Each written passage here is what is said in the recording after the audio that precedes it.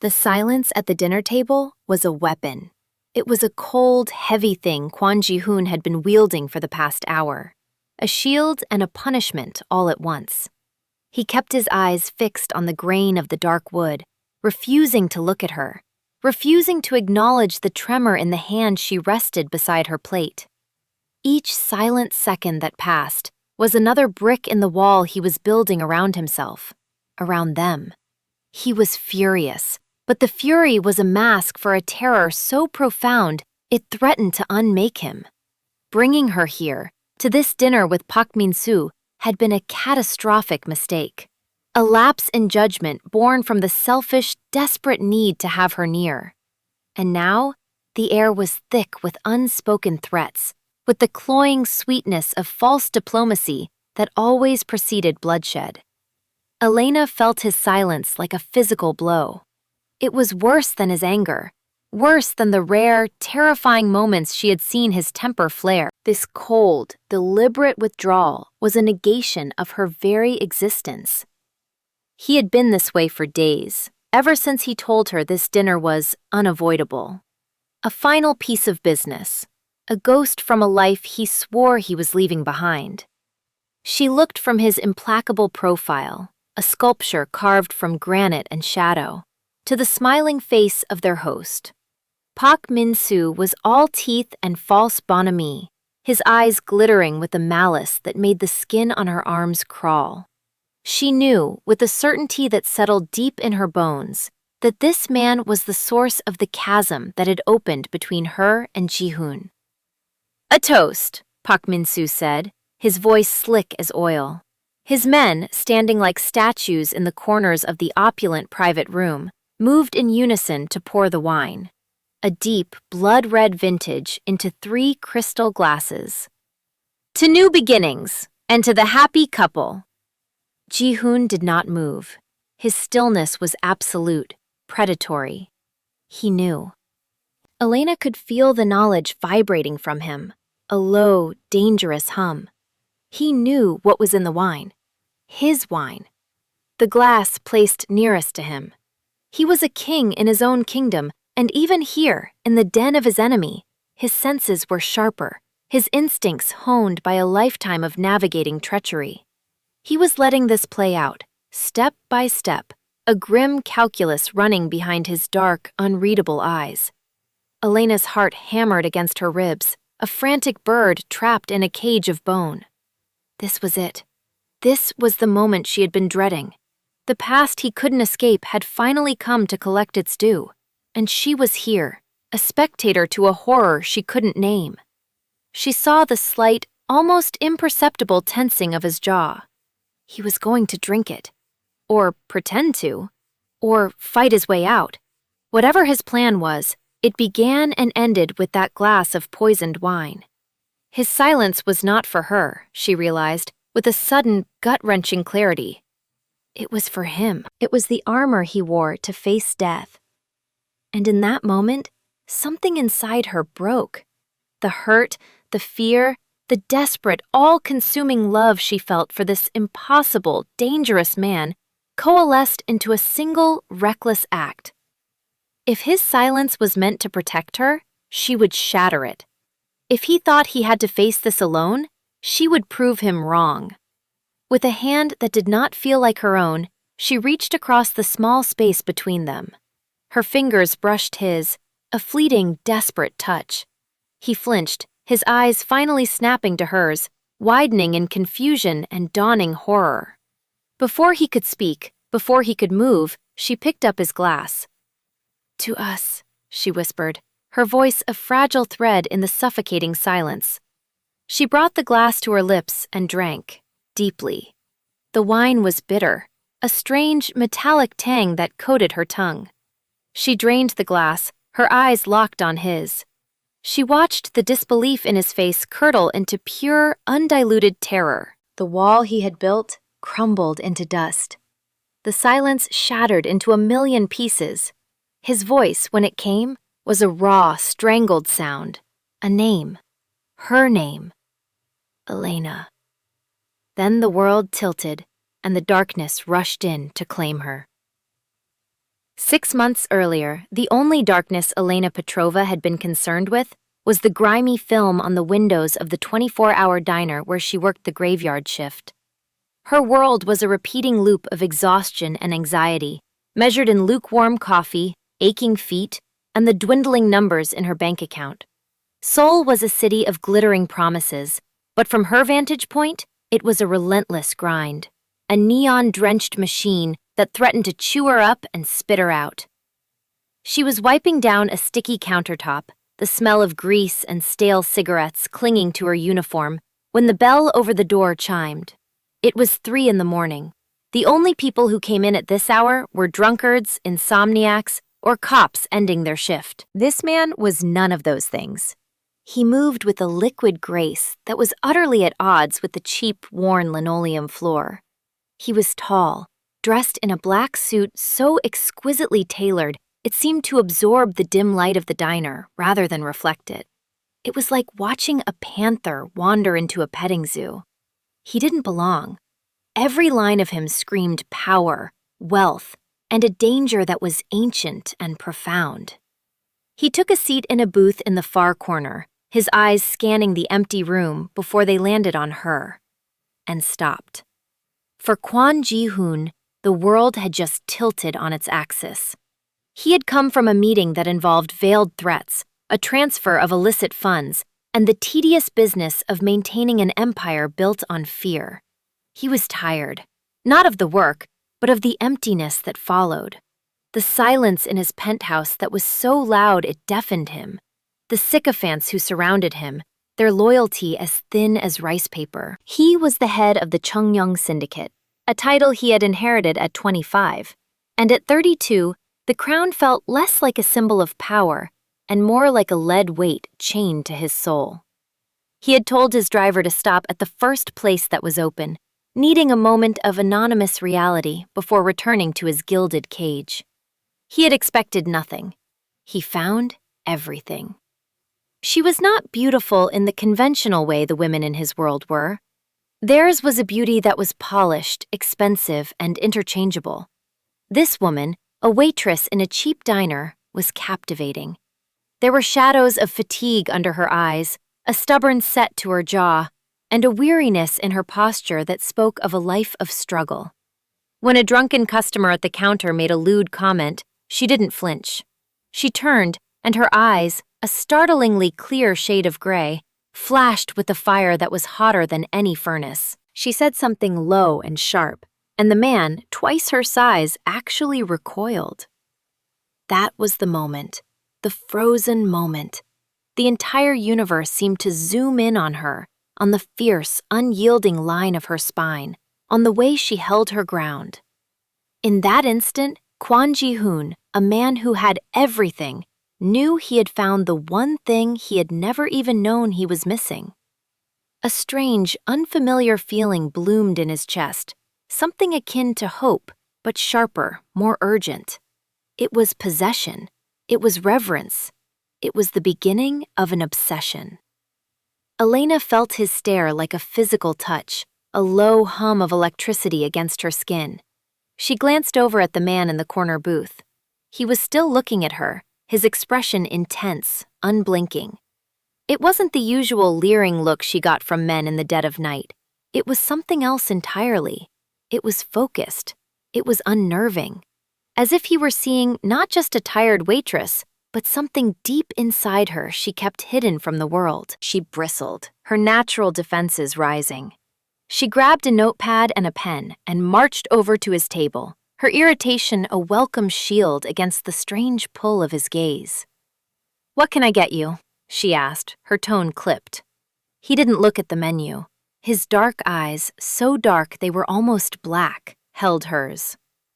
"Coffee," he said. His voice was a low baritone, smooth and deep. It did not belong in this place of clattering plates and buzzing fluorescent lights. "Anything else?" "Your name?" he said, not as a question, but as a simple statement of fact.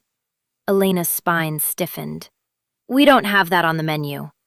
A flicker of something, amusement, maybe surprise, crossed his face. It was there and gone in a second. "A pity," She brought him his coffee, setting it down with more force than was necessary. She spent the rest of her shift acutely aware of him, a silent, watchful presence in the corner. He didn't read a paper or look at his phone. He just drank his coffee and watched her. When her shift finally ended and she pushed through the door into the gray light of dawn, his car, a black, impossibly sleek sedan with tinted windows, was waiting at the curb. The back door opened. She kept walking. The next day, a bouquet of flowers arrived at her tiny, cramped apartment. Not just any bouquet. It was an obscene explosion of rare, perfect blossoms that probably cost more than her month's rent. There was no card, but she knew. She left them on the landing of her building, a silent, public rejection. Her roommate and best friend, Soyeon, stared at the abandoned flowers with wide eyes. "Are you crazy? Those are black orchids. Do you know how much those cost?" "I don't care," Elena muttered, unlocking their door. "It's creepy." "It's romantic," Soyeon argued, following her inside. "A mysterious, handsome stranger who drives a car that costs more than this entire building sends you flowers. It's like a drama." "It's not a drama, it's a horror movie," Elena retorted, kicking off her worn sneakers. "Rich, powerful men don't just notice waitresses, Soyeon. They collect them." The next day, she arrived at the diner to find her boss, Mr. Kim, wringing his hands. "Elena, a man called, a very important man. He said you have the week off. Paid." Elena's blood ran cold. This was not romantic. This was control. This was a man used to buying whatever he wanted. She felt a surge of pure defiant anger. She was not for sale. "Tell him," she said, her voice shaking with rage, "to go to hell." She stormed out, her mind racing. She had a second job, cleaning a quiet university library in the evenings. It was her peace, her sanctuary. She would go there. He couldn't touch her there. She was wrong. He was waiting for her, standing by the towering shelves of the philosophy section. He was dressed more casually this time, in dark trousers and a soft gray sweater, but he looked no less imposing. The silence of the library seemed to bend around him. "This has to stop," she said, her voice a harsh whisper. She kept her cleaning cart between them like a barricade. "This is not okay. Is this even legal? Having my boss give me time off?" "Probably not," Ji-hoon admitted. He looked tired, almost gentle. The predatory intensity was banked, replaced by something that looked unnervingly like sincerity. "I apologize. I am not practiced at this." "Practiced at what? Stalking?" She shot back, her sarcasm a brittle shield. "At meeting someone I wish to know," he corrected softly. "In my world, things are arranged. They are transactions. I did not want this to be a transaction." He took a small step forward, and she instinctively took one back. He stopped. "I handled it badly. I made you afraid." "I'm not afraid," she lied, her heart thumping. "I'm annoyed." A small smile touched his lips, a genuine one this time. It transformed his face, softening the hard edges and revealing a startling, devastating charm. Elena felt it like a punch to the chest. "Good. Annoyed is better than afraid." He paused, his gaze earnest. "One dinner. That's all I ask. No fancy restaurant, no displays of anything. Just dinner. If, after that, you want me to leave you alone, I will. You have my word." She stared at him, caught in the gravity of his stare. Her mind screamed at her to run. This man was a complication she could not afford, a disruption to the fragile stability she had fought so hard to build. But her heart, a foolish, traitorous thing, was curious. And there was something in his eyes, a profound, aching loneliness, that resonated with a hidden part of her own. "Why?" she asked, the question escaping before she could stop it. "Why me?" Ji-hoon looked at her, and for a moment he was completely unguarded. The kingpin vanished, and only the man remained. "Because when I saw you," he said, his voice barely a whisper, "I felt like I could breathe for the first time in a very long time." The library was silent, save for the frantic beating of her own heart. Against all logic, against every self-preservation instinct she possessed, she heard herself say, "Fine, one dinner." He took her to a small, family-run restaurant tucked away in a quiet neighborhood, a place that smelled of garlic and simmering broth. There was no black car, no bodyguards in sight. He drove a simple, unassuming sedan himself. He wore jeans. He was trying, she realized. He was trying to meet her on her own terms. The awkwardness was thick between them at first. She was wary, coiled like a spring, waiting for the other shoe to drop. He was quiet, seemingly unsure of how to navigate a conversation that wasn't a negotiation. "So, what is it you do?" she asked, breaking the silence. "That makes you so important." He hesitated, stirring his tea. "My family has a business, a diversified holding company. Imports, exports, logistics." It was the truth, but a carefully curated, heavily redacted version of it. He hated lying to her. The lie felt like a shard of glass in his throat. But the truth? The truth would send her running, and the thought of that was unbearable. She didn't press. She told him about her life, about leaving her small, struggling town in Eastern Europe, about her dream of one day being a translator, about her disapproving mother who called every week to ask when she was going to give up and come home. She spoke with a wry, self-deprecating humor, but he could hear the steel of resilience beneath it. She had fought for every inch of her life. She had built it herself. He, on the other hand, had inherited everything: the power, the wealth, the violence. He was a king who had never had to build his own throne. He found himself talking, truly talking, for the first time in years. He told her about his own mother, who had loved poetry and died too young. He spoke of the crushing weight of his father's expectations. He didn't give her the details, but he gave her the emotional truth of his gilded prison. He saw her listening, her gray eyes filled with an empathy he had never received from anyone. She wasn't looking at the chairman of the Chungnyeong Syndicate. She was looking at Ji-hoon, a lonely man. After dinner, he walked her to the door of her apartment building. The air was cool, the street quiet. "So," she said, hugging herself against the chill, "this was the dinner." "This was the dinner," he confirmed, his voice low. He stood a few feet away, respecting her space, but his eyes held her captive. "Do you want me to leave you alone now?" Elena looked at him, at this man who was a walking contradiction. He was dangerous, she knew it in her gut. But he was also gentle. He was powerful, but he seemed so alone. Her mind told her to say yes. Say yes, lock the door, and forget this ever happened. "I have to work tomorrow," she said instead. The relief that washed over his face was so profound, it was almost painful to watch. "I know," he said. "I'll see you after." Their world became a series of stolen moments. He would wait for her after her shift at the diner, and they would walk through the sleeping city, sharing cheap coffee from a convenience store. He took her to see the sunrise from Namsan Tower, the sprawling metropolis laid out beneath them like a carpet of diamonds.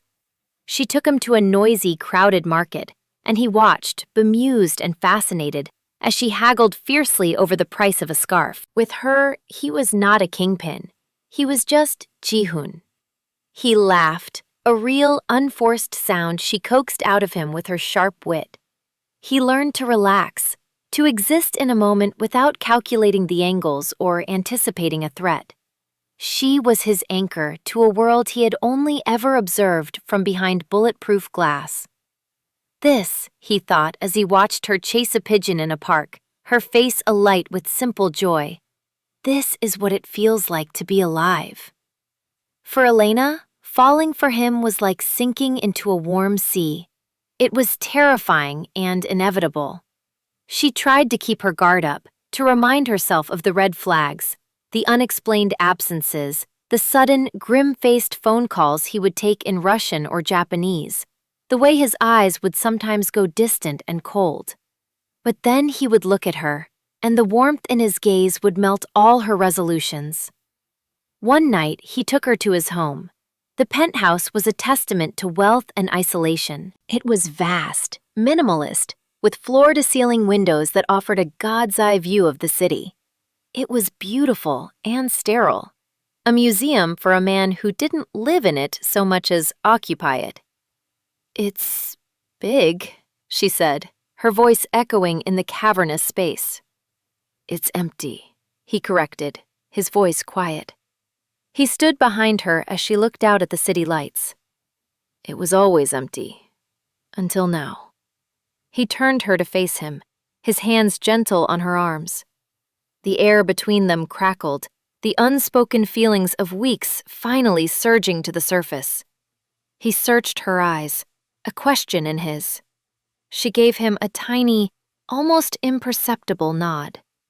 His kiss was not what she expected. It was not possessive or demanding.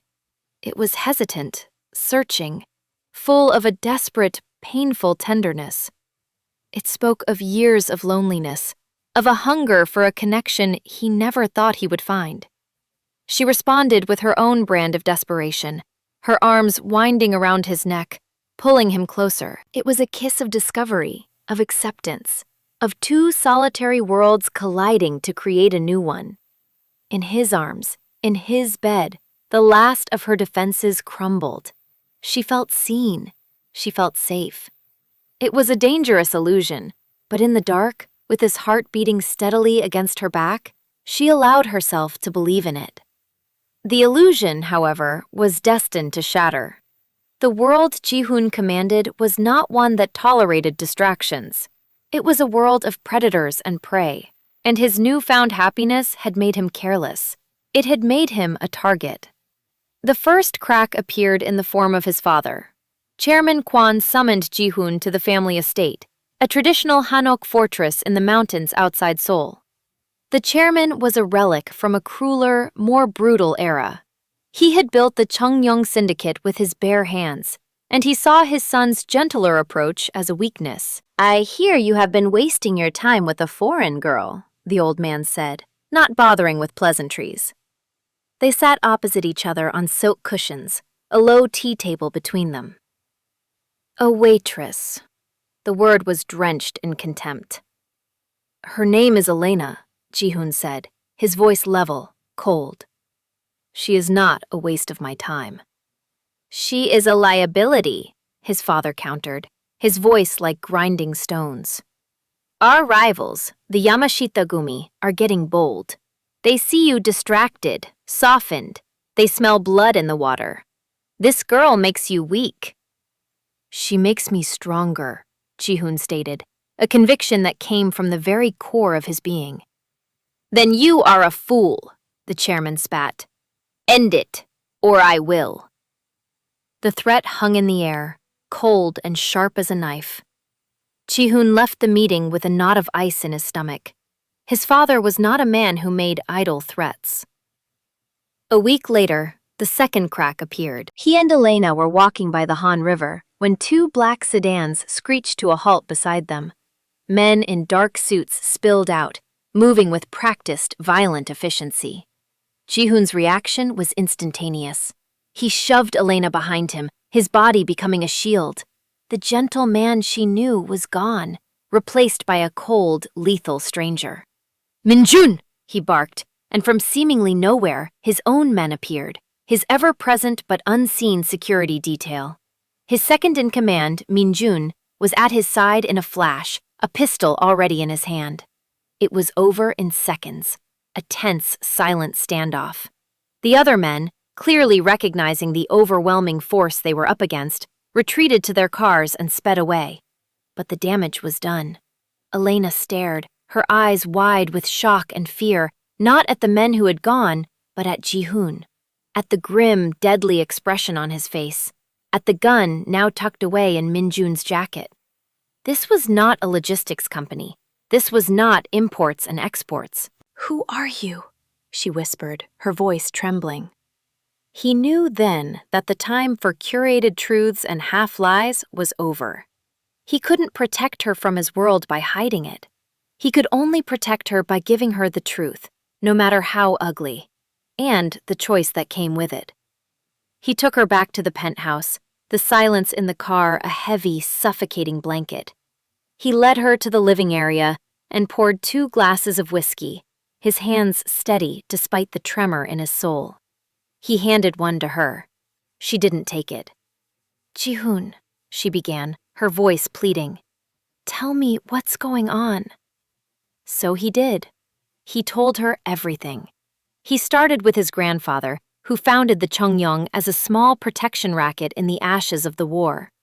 He told her about his father, who expanded it into a brutal, sprawling criminal empire. And he told her about himself, the heir who inherited a throne of blood and fear. He spoke of the money laundering disguised as logistics, the extortion hidden behind consulting fees, the violence that was the final, unassailable currency of his world. He did not spare himself. He painted a portrait of his life in stark, brutal colors, leaving no room for illusion. "This is who I am, Elena," he finished, his voice raw. The confession had stripped him bare. "This is the world I command. I wanted to keep it from you. I was a fool to think I could." Elena stood frozen, the man she loved dissolving before her eyes, replaced by a monster from her worst nightmares. Everything made a terrible kind of sense now. The money, the power, the fear in the eyes of others, the men who appeared from the shadows. She had fallen in love with a gangster, a mafia boss. Her principles, her simple black-and-white morality were screaming in protest. This was a world of violence and corruption, everything she despised, and yet, the man standing before her, looking at her with such desperate, naked vulnerability, was the same man who had laughed with her in the park, who had listened to her dreams, whose kiss had felt like coming home. The contradiction was tearing her apart. "I love you," he said, the words heavy with the weight of his confession. "And because I love you, I have to give you a choice. You can walk away right now. I will have Min-jun arrange it. A new life anywhere you want, money, a new identity. You will be safe, and you will never have to see me or this world again." Tears streamed down her face, hot and silent. "And the other choice?" she whispered. His eyes were full of a pain that mirrored her own. "You stay. You stay with me, and you accept all of this. You accept me." He was offering her a gilded cage or a clean escape. He was offering her love wrapped in darkness. She spent the night in the guest room, the door a flimsy barrier against the impossible choice she had to make. She thought of her simple, hard-won life. It was a struggle, but it was honest. It was hers. Could she trade that for a life of luxury built on the suffering of others? Could she stand by the side of a man who commanded such a world? But then she thought of Ji-hoon, the lonely man in the empty penthouse, the man who looked at her as if she were the only source of light in his world. Could she leave him to his darkness? The thought was a physical pain, a tearing in her chest. "I can't be your light if it means living in your darkness," she thought, the words a bitter premonition. The next morning, she found him standing by the window, where he had clearly stood all night. He looked haggard, broken.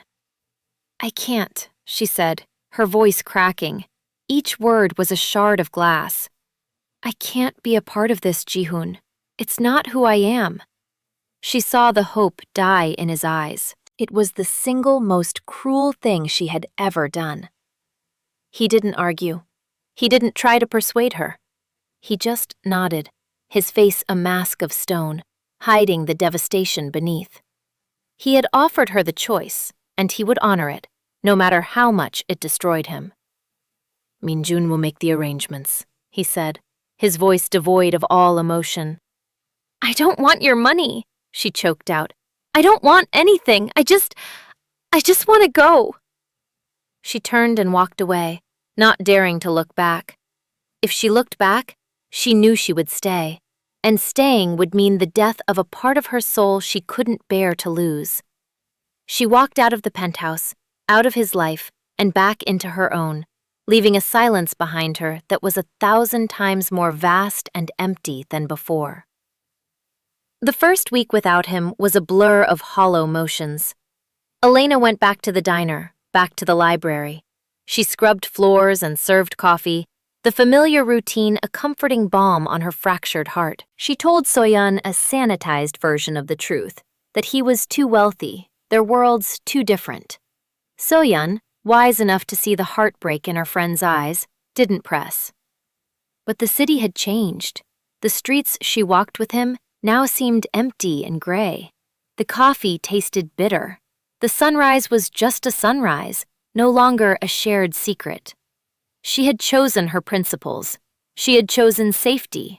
She had chosen integrity. But she was miserable. She had her small, honest life back, but the joy had been leached out of it.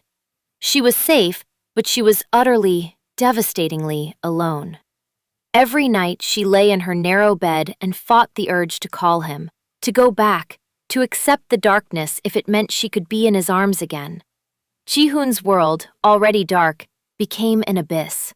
Without Elena, the emptiness he had always felt returned with a vengeance, a gaping wound in the center of his being. He had let her go to keep her safe, to preserve the goodness in her that he so admired. It was the most selfless act of his life, and it had shattered him. He threw himself into the syndicate's business with a cold, terrifying ruthlessness. The man who had been softening, who had been looking for a different path, was gone. In his place was the kingpin, colder and more brutal than ever before. He crushed a minor insurrection within his own ranks without mercy. He cornered the Yamashita-gumi in a brutal port war, crippling their operations in Korea. His father watched with grim approval. The son he had worried was growing weak was back, more formidable than ever. But Min-jun, his loyal friend and lieutenant, saw the truth. He saw the deadness in Ji-hoon's eyes. He saw him sitting alone in the vast, silent penthouse, a glass of whiskey untouched in his hand, staring at the city that had once held his happiness. "You should not have let her go," Min-jun said one night, daring to broach the forbidden subject. "She is safe. That is all that matters," Ji-hoon replied, his voice flat. "You are a king on a throne of ash, Hyung," Min-jun said quietly. "What is the point of this empire if it brings you nothing but misery?" The words hit their mark. Ji-hoon looked around the opulent room, at the priceless art, the panoramic views. It was all worthless. The power, the fear he inspired, the mountains of money, it meant nothing. It was a prison he had mistaken for a kingdom. He had offered Elena a choice, his world or a world without him. It had never occurred to him that there might be a third option. He couldn't ask her to change for him. He couldn't ask her to accept his darkness. So he would have to change for her. He would have to destroy the darkness himself. The next day he called a meeting. Not with his capos, but with a team of the most ruthless lawyers and financial analysts in the country. He assembled them in a sterile boardroom, a world away from the shadowy backrooms where he usually conducted business.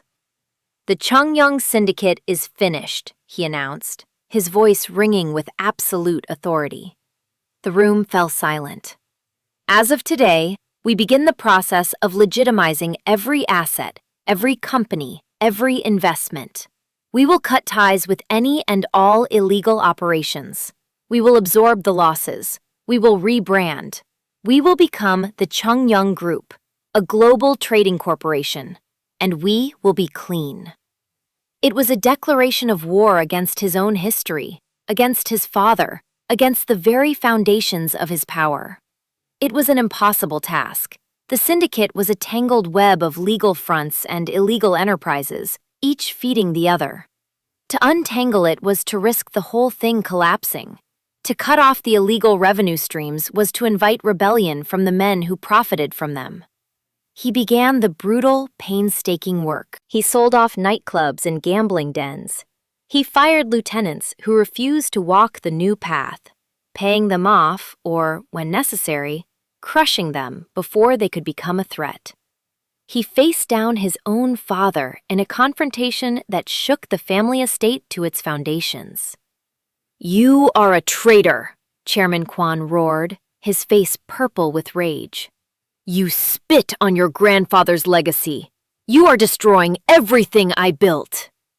"I am saving it," Ji-hoon countered, his voice like ice. "Your way of doing things is dying, father. This is the only way we survive. I will not rule a kingdom of thugs and murderers." For months, he waged this silent, brutal war. It was more dangerous than any street fight. It was a battle fought in boardrooms and back alleys, with contracts and with threats. He dismantled the empire of his ancestors, piece by piece, and from the rubble, he began to build something new, something clean, something he could one day offer to Elena without shame. He didn't contact her. He knew he had no right to, not yet. He had to become a man worthy of her first. But he watched her from a distance. He had Minjun ensure her rent was anonymously paid, that any obstacle in her path was subtly removed. She would have hated it if she knew, but he couldn't help it. Protecting her was as essential to him as breathing. After almost a year of relentless, dangerous work, he was close. The Chungyong Group was a reality. The last major piece of the old world that needed to be severed was his connection to Park Min-soo, a viper who controlled a lucrative but vicious smuggling ring. Park was a holdover from his father's era, a man who refused to let go. He represented the final vestige of the filth Ji-hoon was trying to wash away. Park had agreed to a meeting, a dinner to amicably dissolve their partnership. Ji-hoon knew it was a trap.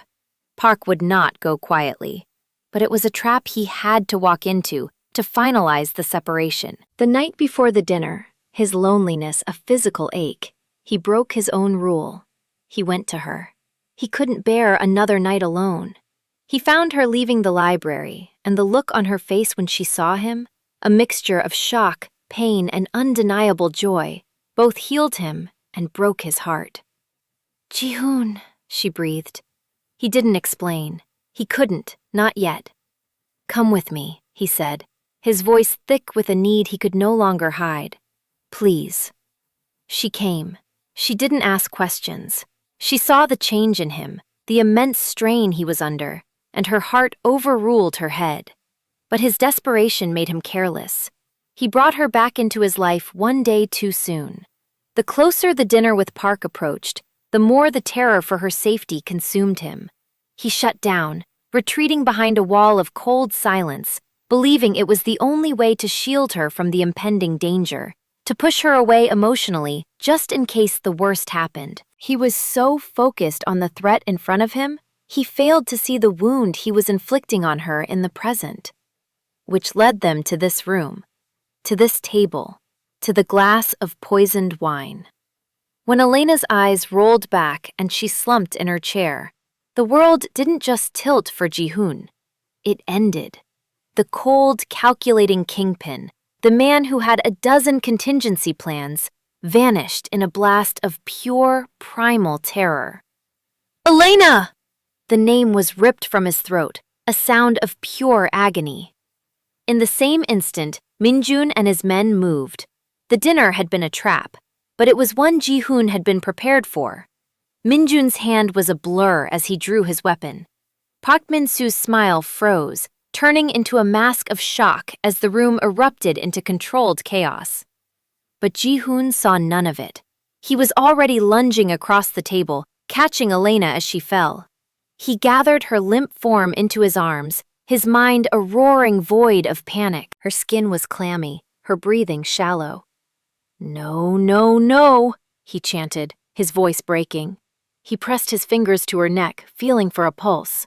It was there, but it was thready, weak, fading. "Sir!" Minjun was at his side, his face grim.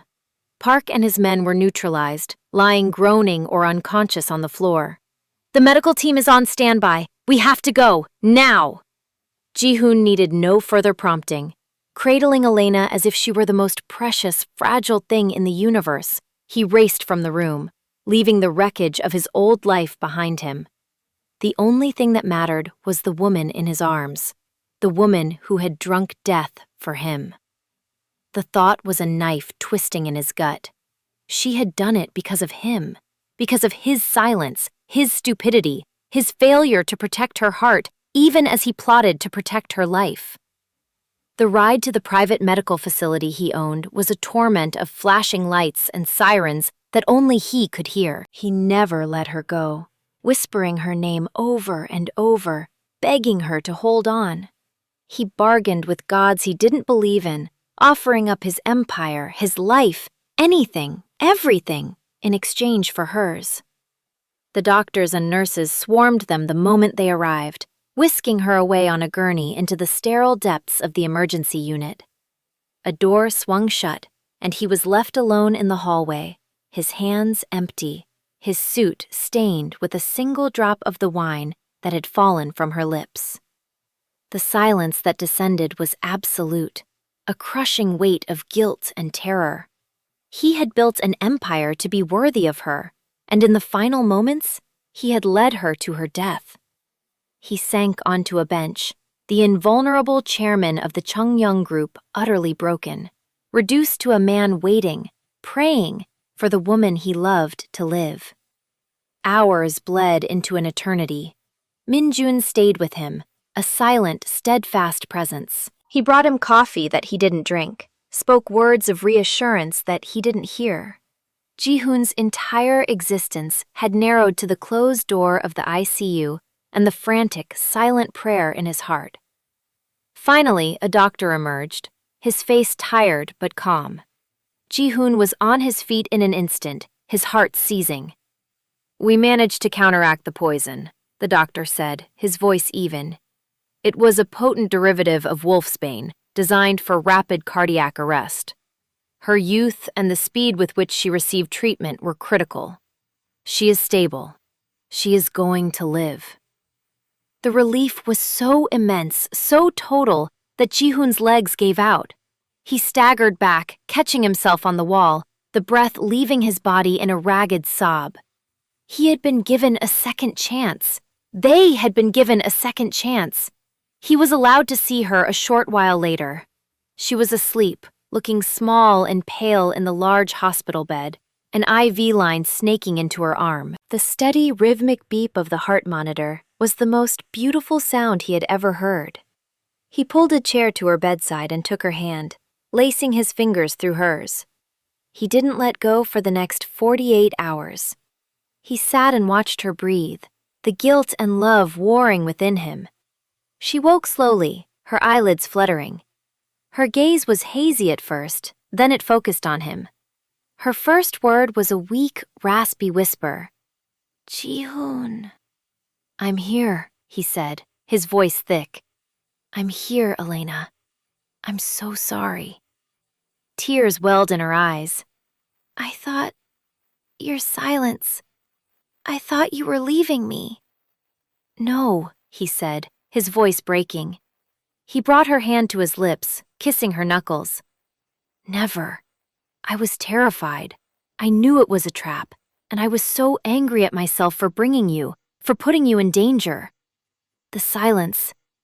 it was my cowardice. I was trying to build a wall to protect you, but I just hurt you instead. It was the stupidest, most selfish thing I have ever done."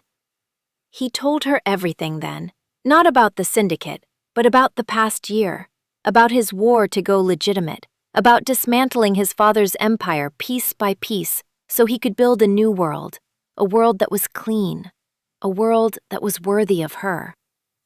I did it for you, he confessed, his heart laid bare. All of it. Because a life without you isn't a life at all. It's just an empty room. She listened, tears tracing silent paths down her temples. The grand, impossible gesture of his love settled over her, chasing away the last of her fear. He hadn't asked her to accept his darkness. He had destroyed the darkness for her. You idiot, she whispered, a watery smile touching her lips. You absolute, beautiful idiot. He leaned in, his forehead resting against hers. Forgive me? There's nothing to forgive, she murmured. She lifted a hand, her fingers tracing the line of his jaw. Just no more secrets, no more silence. Never again, he vowed. He kissed her then. It wasn't the explosive kiss of their first meeting, or the passionate kiss of their reunion. It was a kiss of quiet reverence, of promises kept, and a future finally within reach. It was a kiss that sealed the end of one life and the beginning of another. A desperate, grateful kiss that tasted of tears and second chances. 1 year later, Elena stood on the balcony of their home, a modern house of glass and warm wood, nestled in a quiet green corner of the city. The evening air was soft, carrying the scent of pine from the nearby mountain. Behind her, in the living room, Ji-hoon was on a conference call. She could hear the low murmur of his voice, confident, decisive, the voice of a CEO, not a kingpin. The Chung-young Group was now a respected global corporation, a testament to his iron will and his devotion. She had finished her degree and now worked as a freelance translator for his company, her skills finally being put to the use she had always dreamed of. Her life was no longer a struggle for survival. It was full of peace, purpose, and a love so profound it still sometimes took her breath away. She had not sacrificed her principles. He had changed his world to meet them. The sliding glass door opened, and he stepped out onto the balcony, wrapping his arms around her from behind. He rested his chin on her shoulder, his embrace a familiar, comforting weight. The conference call was over. His time was hers now. Always. What are you thinking about? He asked softly, his lips brushing her temple. She smiled, leaning back against his chest. About a waitress in a cheap diner, she said, and a lonely man who came in for coffee. He tightened his embrace, his heart beating in time with hers. He had found his light, not by pulling her into his darkness, but by stepping out of the shadows to join her in the sun. He was no longer a king, and he had never been happier. He was a redeemed man, and this he knew. This quiet moment with his wife in his arms was his true empire. This story teaches us that true love is not about demanding that someone accept our flaws, but about finding the strength within ourselves to become the person they deserve.